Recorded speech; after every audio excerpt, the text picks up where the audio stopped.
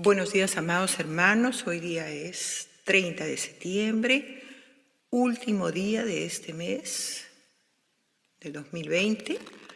Agradecidos al Señor por permitirnos vivir este tiempo bajo el cuidado, protección, provisión de nuestro Dios, y verdaderamente nada nos ha faltado en estos tiempos tan difíciles, y esperemos que el Señor continúe esa obra.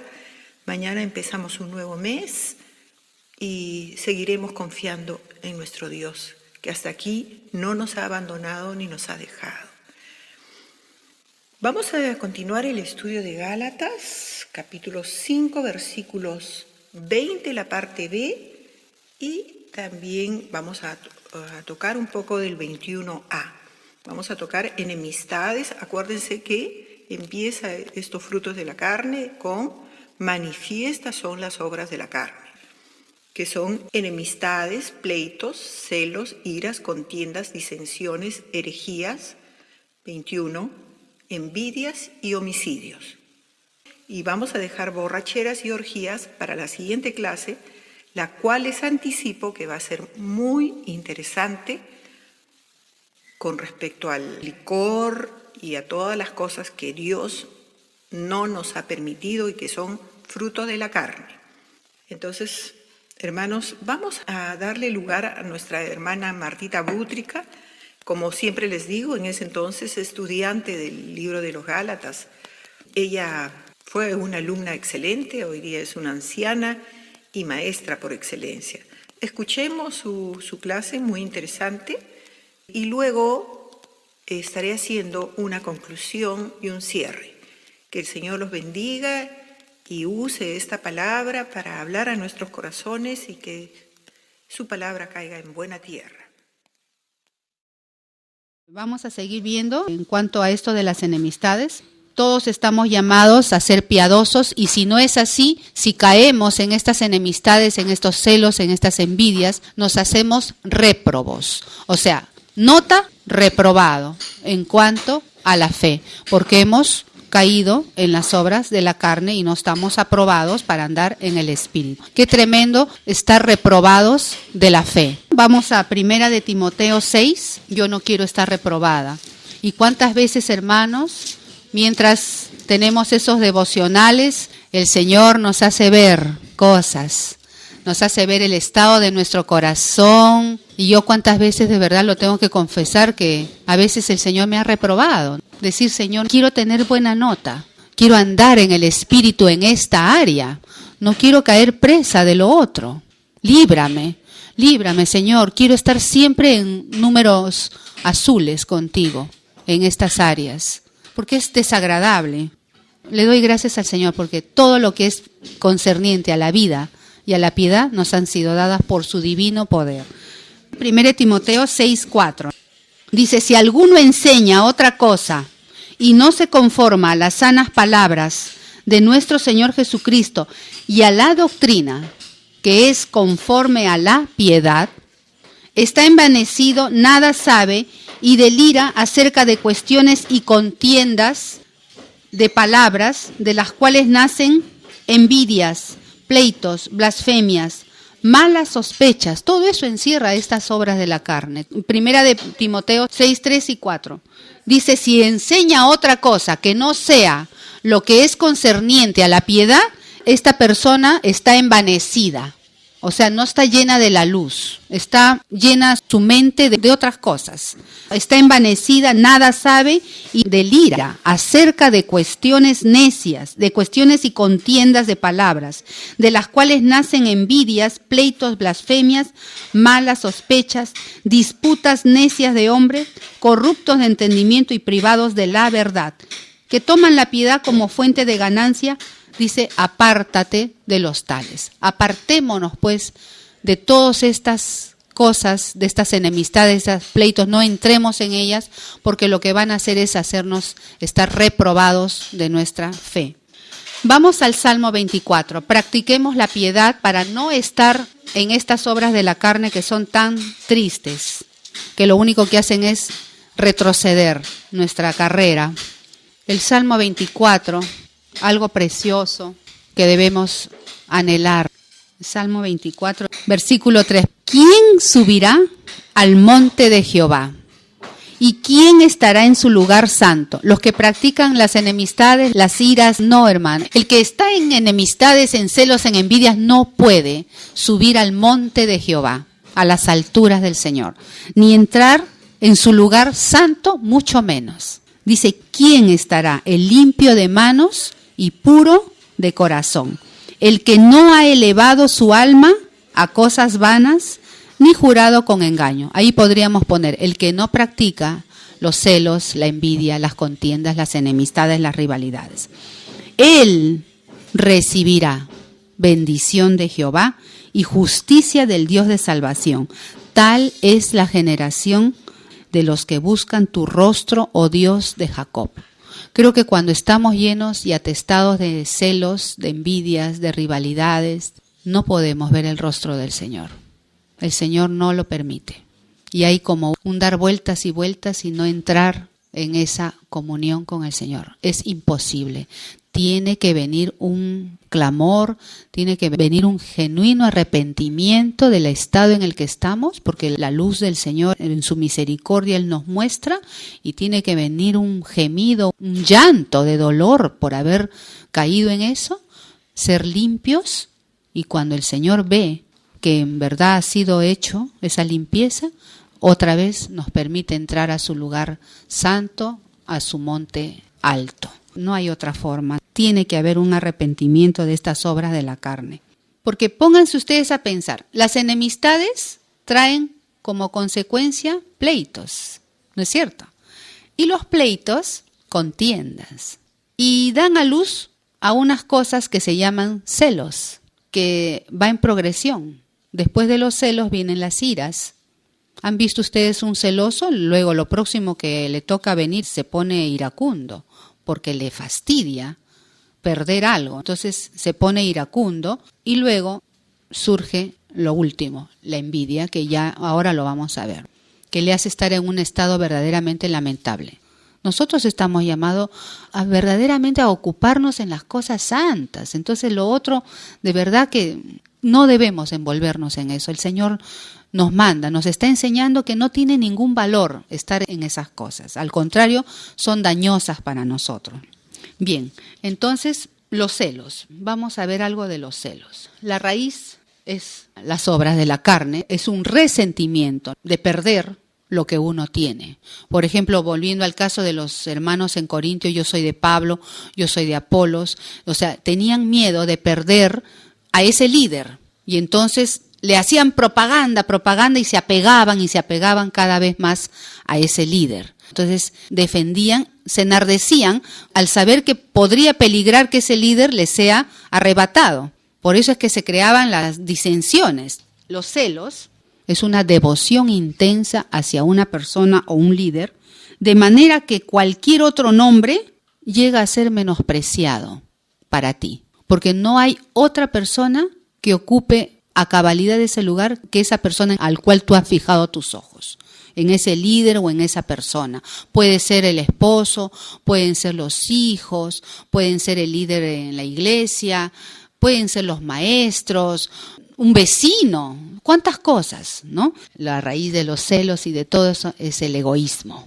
El egoísta piensa que solo él tiene la razón de sentir eso y que por lo tanto lo va a defender a como dé lugar.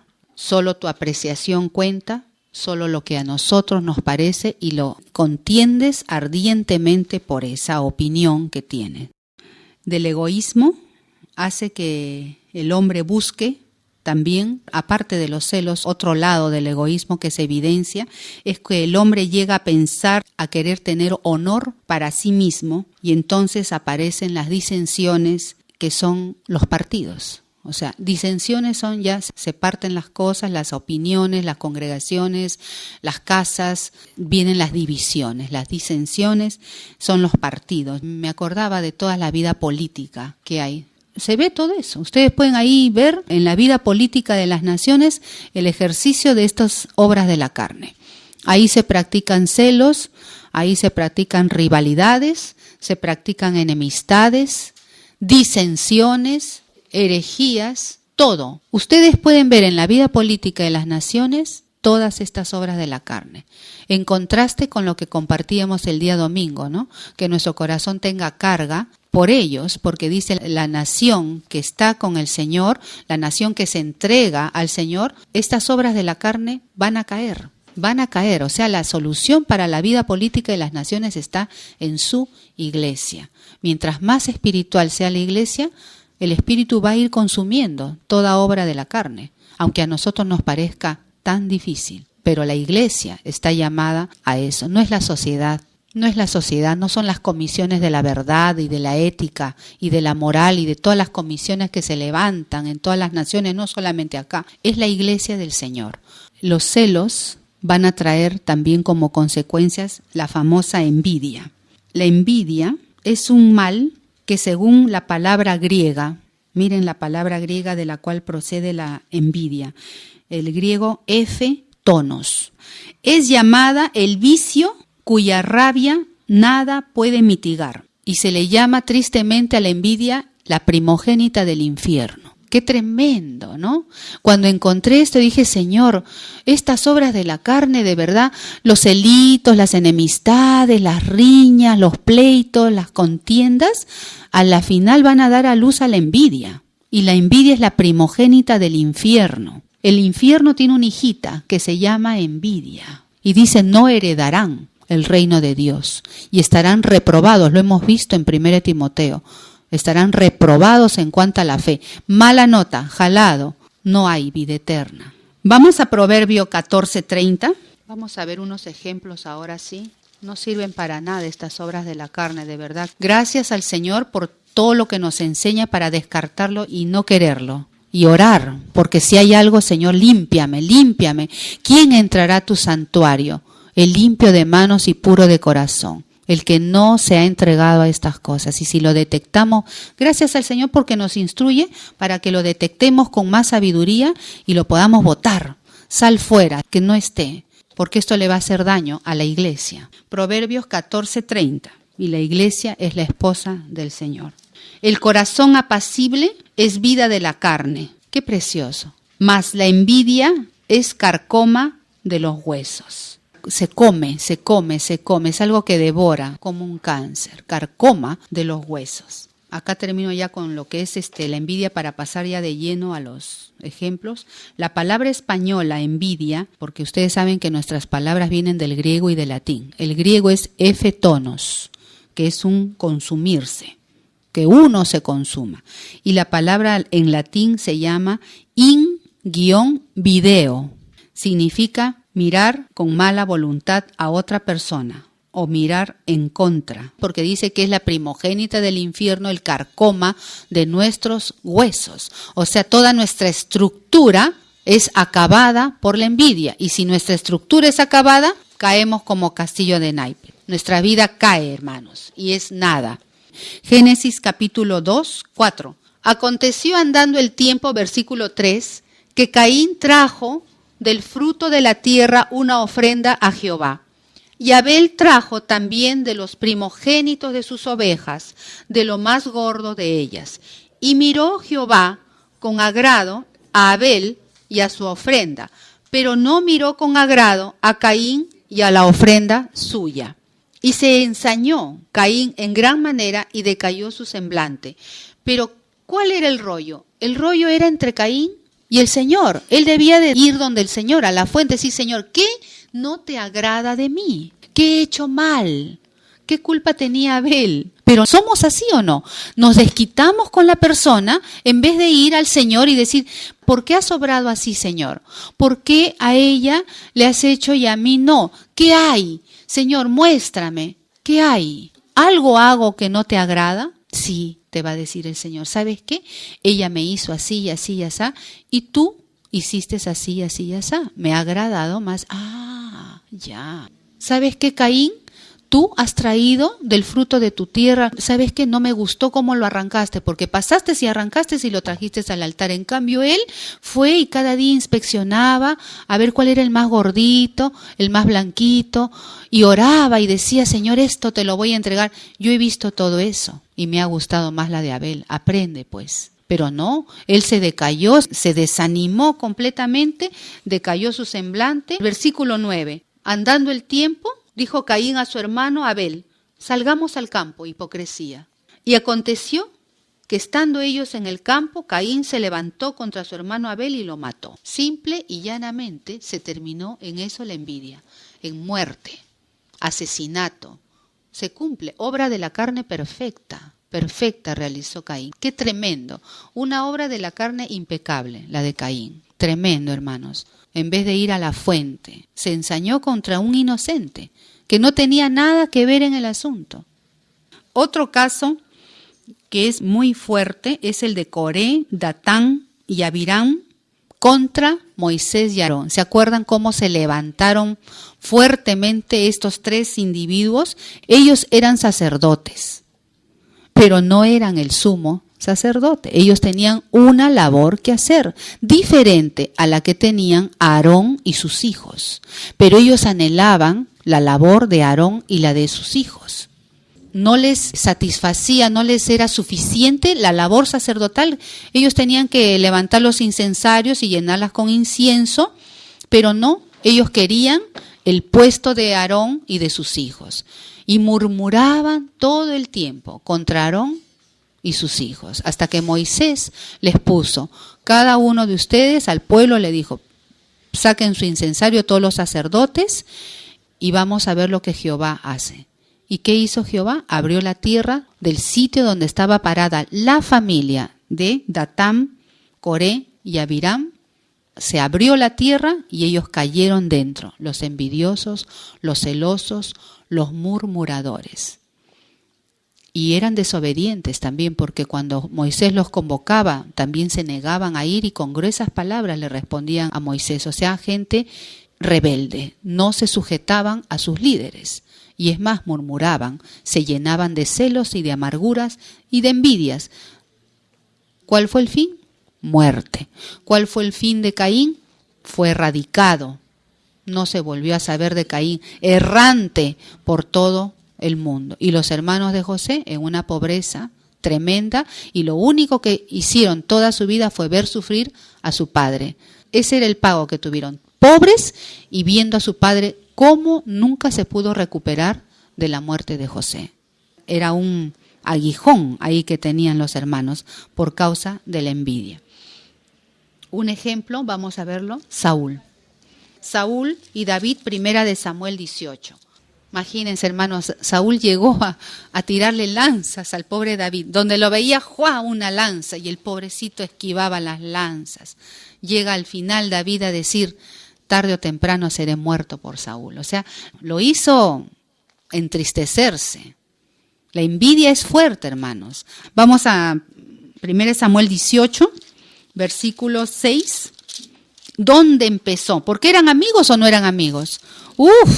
Eran bien amigos. Aconteció que cuando volvían de ellos, cuando David volvió de matar al filisteo, salieron las mujeres de todas las ciudades de Israel cantando y danzando. Habían sido librados de los filisteos, de Goliat. ¿Cómo no iba a ser día de fiesta? Las mujeres cantando, danzando para recibir al rey Saúl. Al rey Saúl, no dice para recibir al siervo pastor David que había matado a Goliat, no, para recibir al rey Saúl con panderos y con cánticos de alegría y con instrumentos de música. Y cantaban las mujeres que danzaban y decían, ahí sí, levantando a David también, ¿no? Saúl hirió a sus 1000 y David a sus 10,000. Y se enojó Saúl en gran manera y le desagradó este dicho. Y dijo, a David dieron 10,000 y a mí 1000. Ay, qué infantil, ¿no?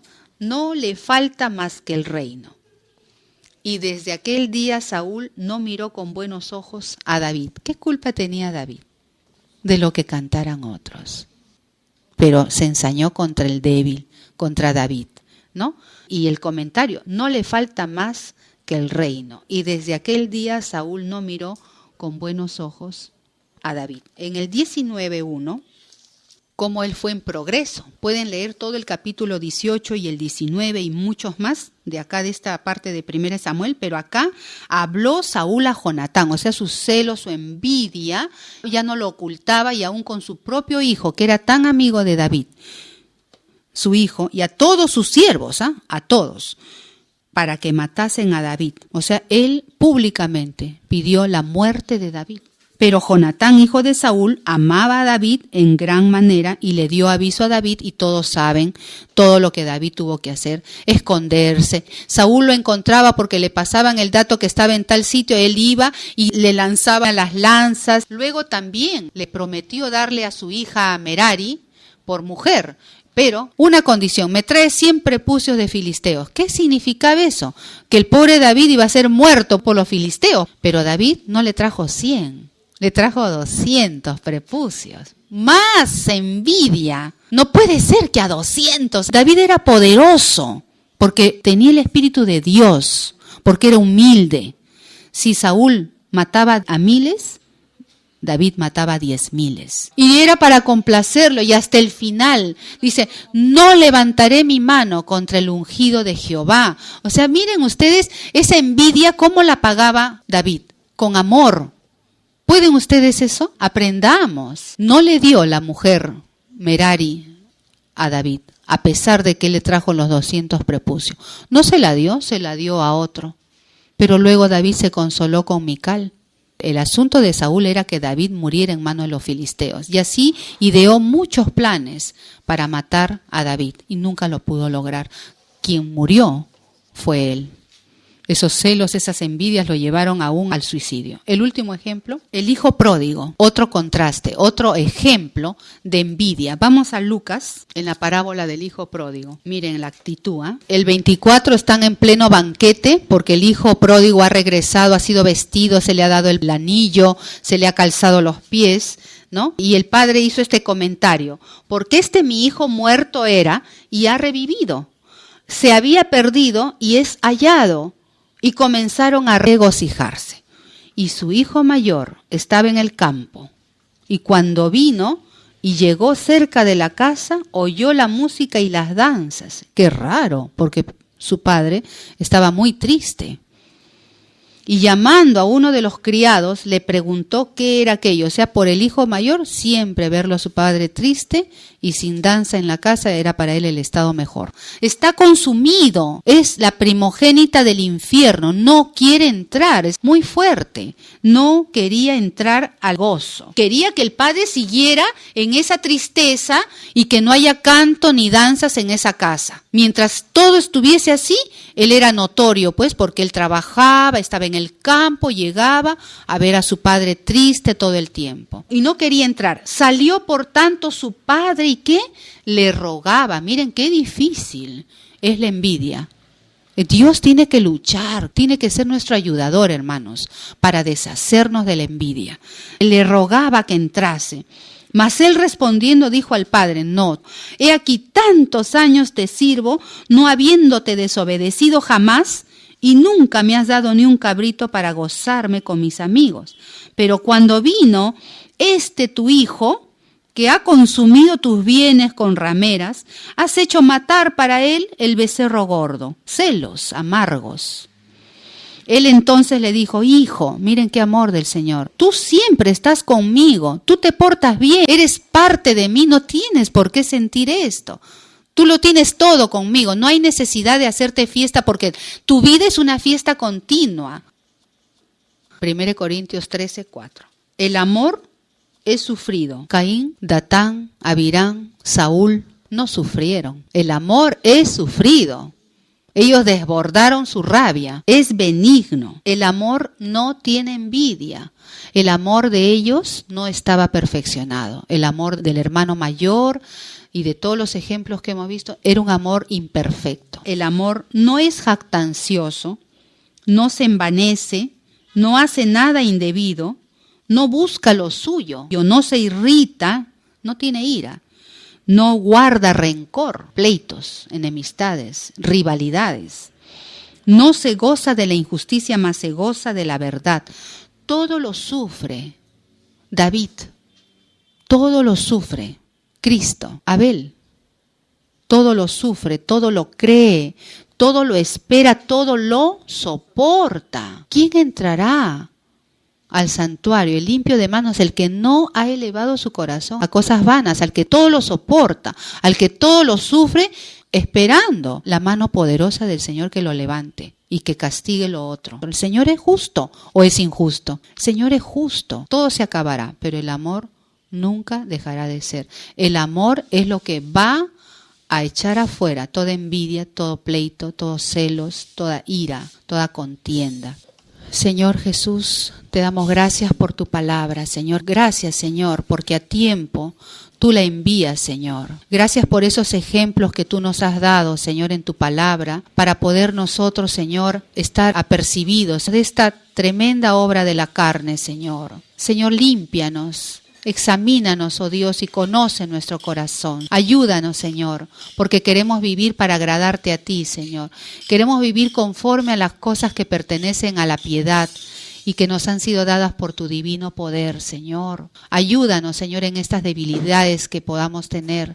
Ya no queremos ser iguales, Señor. Queremos cambiar, Señor. Queremos dar paso a esa obra espiritual, a ese andar en el Espíritu. Gracias, Señor.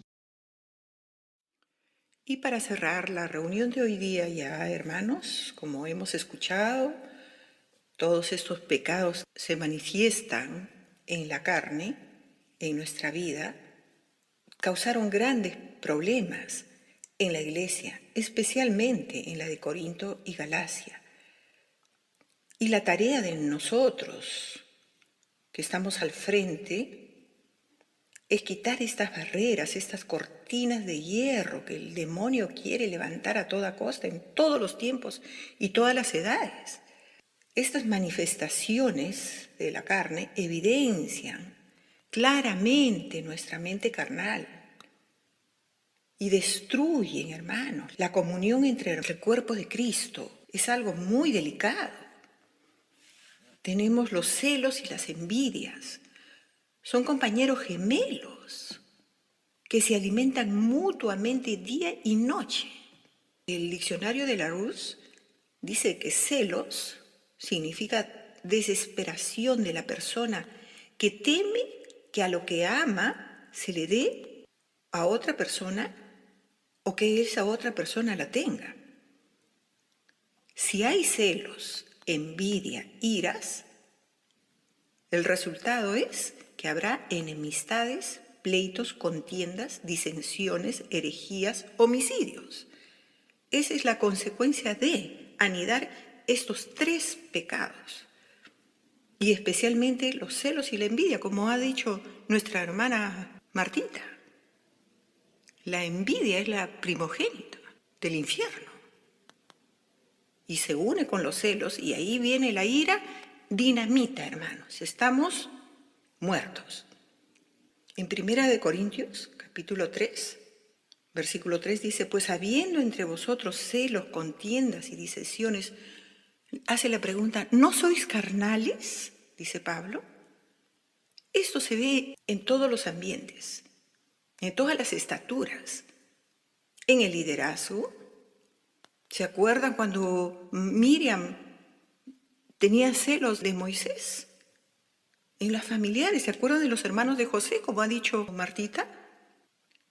Y así sucesivamente mataron a Jesús por envidia. La envidia, según el diccionario Larousse, quiere decir un disgusto, dolor del bien ajeno. Sufren cuando ven que otros poseen o pueden poseer cosas materiales, puede ser fama, puede ser poder, puede ser dominio, no sé. La envidia llora, sufre, porque otros tienen lo que ellos no tienen o lo que quieren tener.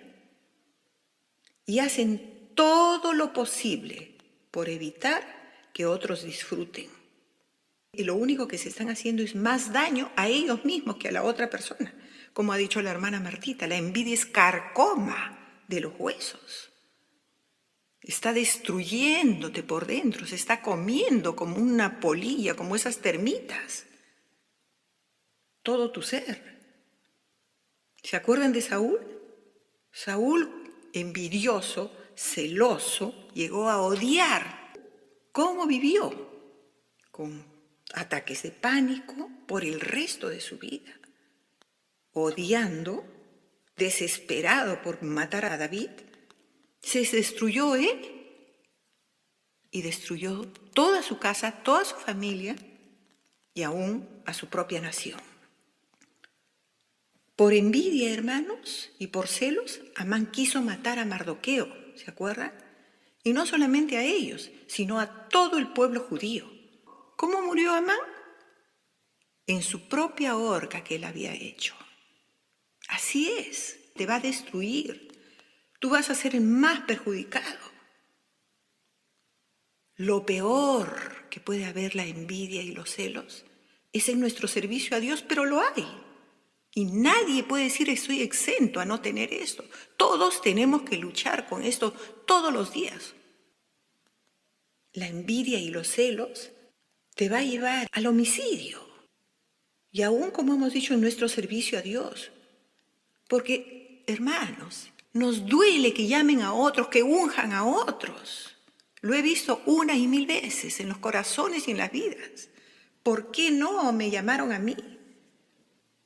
Gracias a Dios, hermanos, que hay muchos que están inmunizados de este veneno, de esta plaga. ¿Y saben cuál es el antídoto? El amor. Es lo que hace que esto no prospere y no entre en nuestras mentes y corazones. Como David, no voy a tocar el borde de la capa del ungido. No voy a vengarme, no voy a portarme igual que él. Más bien lo amaba a Saúl. ¿Se acuerdan de Moisés? Cuando Miriam, Aarón se unieron y comenzaron a hablar mal de él, a Moisés orando por ellos para que Dios les sane de la lepra. Y así sucesivamente Pablo, diciendo cuanto más yo los amo, más se apartan de mí. Pedro, ya no les afectaba esta plaga, esta pandemia. Tenemos que sabernos cuidar, que no entre este mal en nuestras vidas. 1 Corintios capítulo 13, versículo 4. El amor es sufrido. Acuérdense de David, de Moisés, de Pablo, de Pedro, de Abraham, cómo le pagó su sobrino Lot. Es sufrido, es benigno, no tiene envidia. Es imposible que tú puedas estar lleno del amor de Dios, de la presencia de Dios y tener envidia. La envidia se va corriendo a 1000 por hora. No puede estar cerca de una persona que está llena de amor. Dice que el amor no es jactancioso ni se envanece. Entonces, hermanos, llenarnos, ir al Señor, lléname de tu amor, de tu presencia. Las iras. El proverbio dice que el necio da rienda suelta a toda su ira. Y como ciudad derribada y sin muros. Es el hombre que no tiene ese dominio, que da rienda suelta a toda su cólera. Dice el proverbio. Dice el diccionario que son explosiones de enojo, de cólera, de furia. Es por falta de amor, por falta de paciencia, por falta de dominio propio. Hermanos, yo creo que he sido la persona más irascible de esta tierra. Han pasado los años y el Señor sigue tratando mi vida. Que tengo que agacharme y decirle, Señor, ayúdame.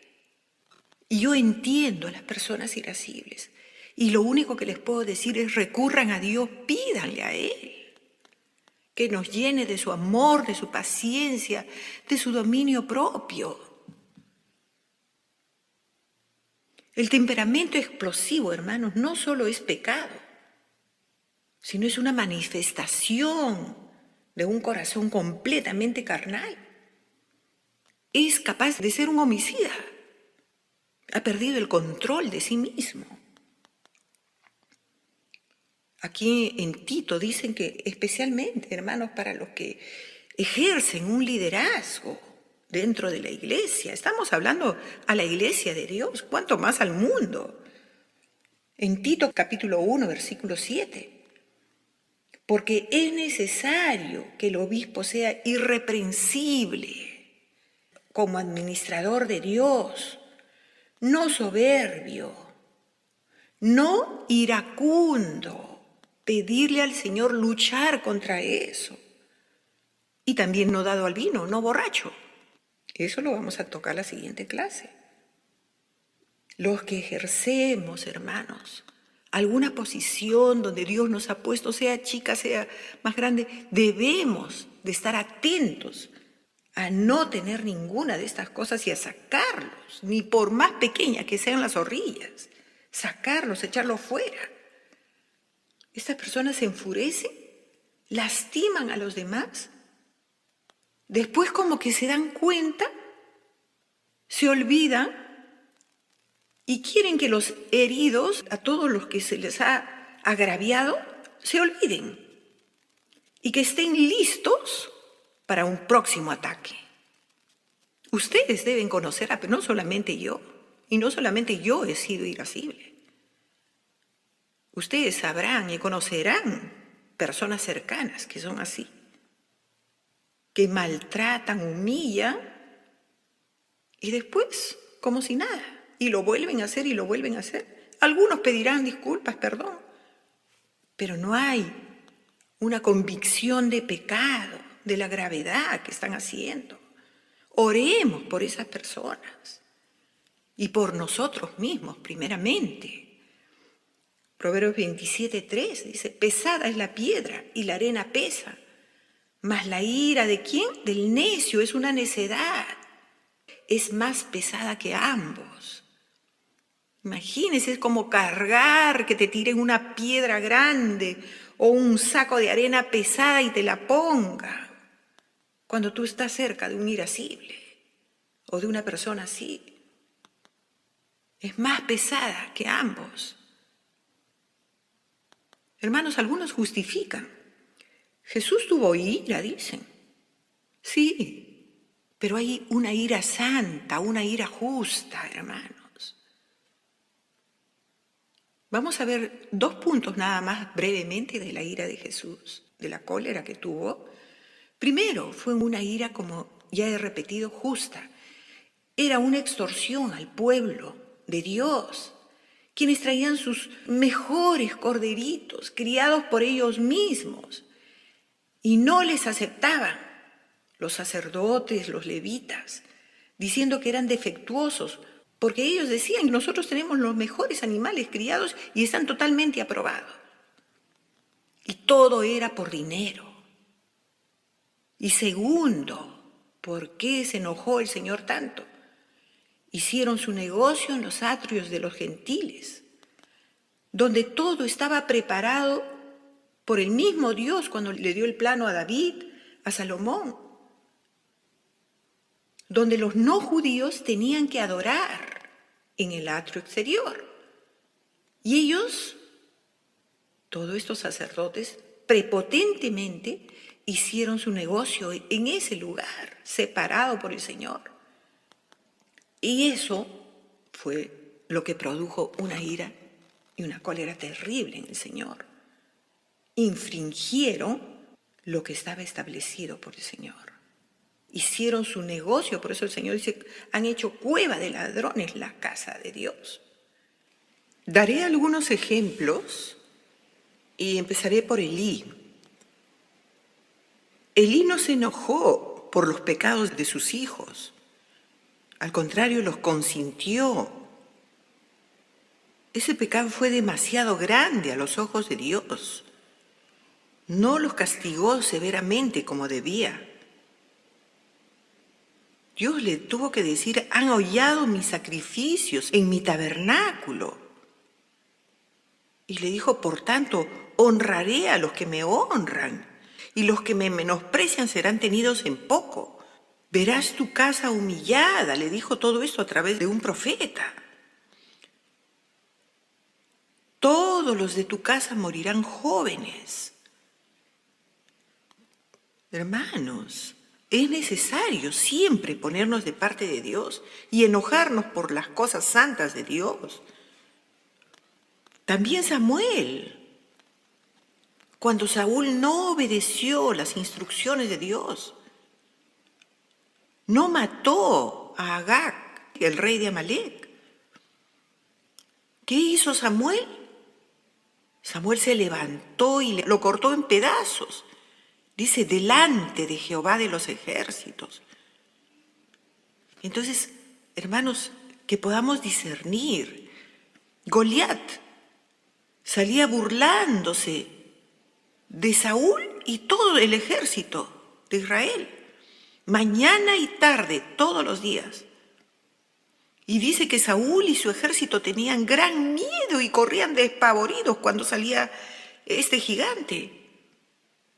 Pero un buen día David vio eso, ustedes saben la historia, y se enardeció y dijo, ¿quién es este filisteo incircunciso para que provoque al ejército del Dios viviente? Y en el nombre de Jehová de los ejércitos lo mató al gigante. Hermanos, eso es tener una ira santa. Ponerse de parte de Dios, honrar a Dios. Y muchos ejemplos más tenemos a Esther. Acabó con Amán y toda su casa. Hermanos, muchas veces se tiene ira porque no me eligieron, levantaron a otros que eran inferiores a mí y eso no me parece justo, no valoran mi trabajo, no me miran, no me invitan. Y las personas se enojan a muerte, hasta se van de la iglesia. Eso no es correcto a los ojos de Dios. Jesús no se molestó por nada personal, sino por lo que iban en contra y traían abajo lo que Dios había establecido. Hermanos, Dios es, dice en su palabra, lento para la ira, pero la ira de Dios, dice también en su palabra, viene sobre los hijos de desobediencia.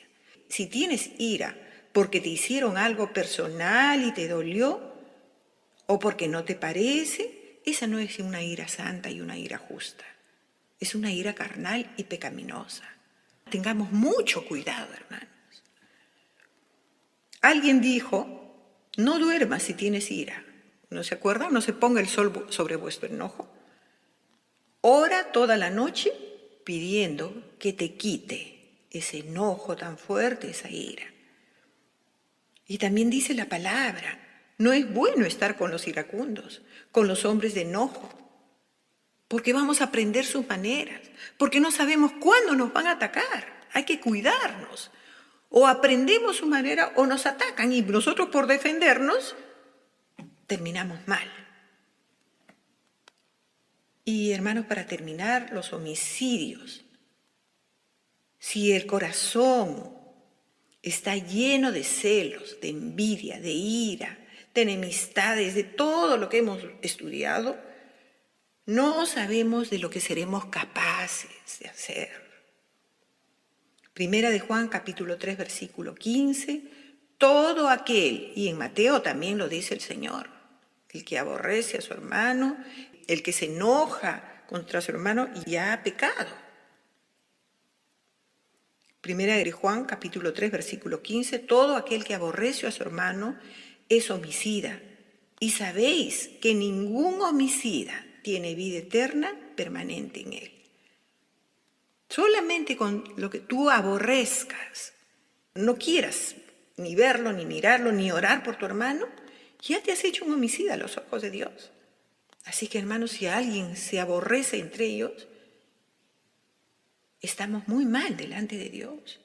Y sigue diciendo acá en Gálatas que los que practican tales cosas no heredarán el reino de Dios. Hermanos, tenemos que limpiarnos de cada uno de estos pecados, especialmente de estos tres, que son los peores: la envidia, que va de la mano, que son hermanos gemelos, se alimentan día y noche, la envidia con los celos. Si eres envidioso, tienes que ser celoso al 100%. Y como consecuencia dan a luz la ira. Tenemos que limpiarnos, hermanos, de esta tremenda plaga, de esta tremenda contaminación. Tenemos que luchar hasta la muerte. Y uno de los antídotos que nos da Pablo es aprender a contentarnos, sea cual sea nuestra situación. Sé vivir humildemente, sé vivir en la escasez, sé vivir en la abundancia. En todo y por todo estoy enseñados a aprender a contentarnos con lo que nos toca vivir, con lo que Dios nos da. Como dice aquí en Gálatas 5:16, digo pues, andad en el Espíritu y no satisfagas los deseos de tu carne. Llénate del amor, de la fortaleza, de la presencia, de la sabiduría, del corazón de Dios, para que no pueda haber lugar para estos pecados. Cristo murió en la cruz para salvar y santificar un pueblo, para que esté eternamente con Él.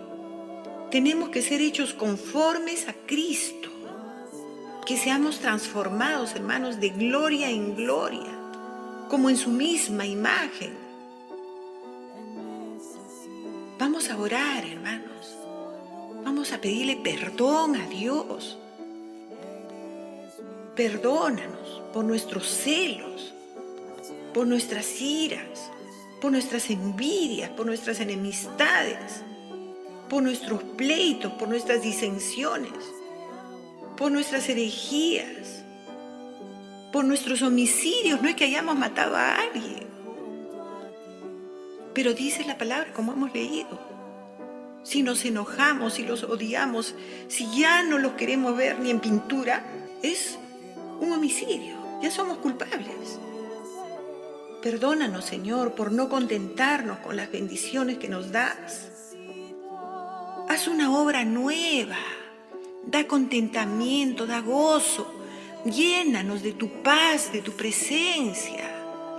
Límpianos con hisopo, Señor. Haz un vaso nuevo con nosotros. Haz una obra nueva. Cámbianos el corazón, Señor. Vamos a entonar este cántico. Te necesito más que el día de ayer. Más de lo que yo puedo expresar, Señor, yo te necesito. Si bien sé que has ganado grandes batallas en mi vida, pero todavía faltan. Todavía estoy en esta tierra. Ayúdame, Señor. Vamos a pedirle todos juntos entonando este cántico.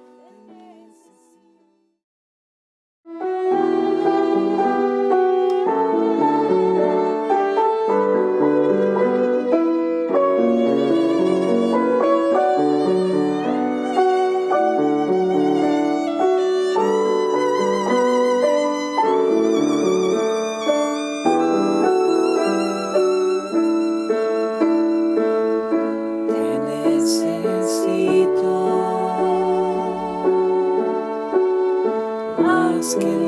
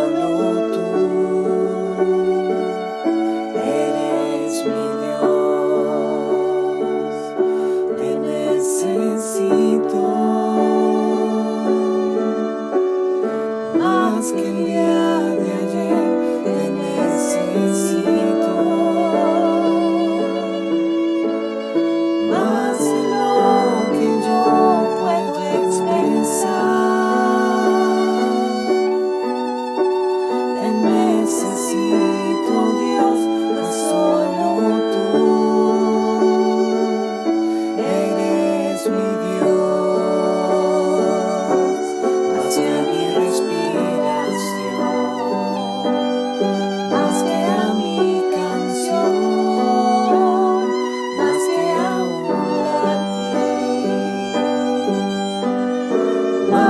sana.